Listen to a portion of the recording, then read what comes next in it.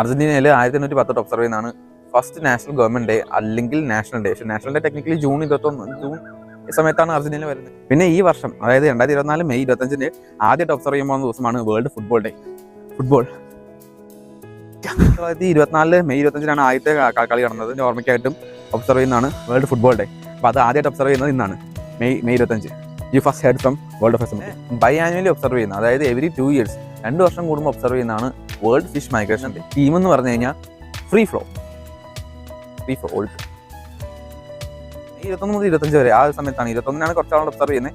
2022 21 ഈ വർഷം 25. അപ്പോൾ കൃത്യമായ സാറ്റർഡേ ആണോ അല്ലെങ്കിൽ ഏത് ഡേ ആണെന്നോ അല്ലെങ്കിൽ ഒരു പർട്ടിക്കുലർ ഡേ ആണെന്നോ ഒന്നും പറഞ്ഞിട്ടില്ല. അപ്പോൾ എന്ന് പറയുന്നത് ഇന്ന് birthday work dishes gift material ആൻസറൊക്കെ പങ്കുചേരാം. ഇനി നിങ്ങൾക്ക് അറിയാമോ ഞാൻ പറയാൻ പറ്റുന്ന പ്രത്യേകം ഉണ്ടെങ്കിൽ അതായത് കാണാൻ വരെ ബൈ.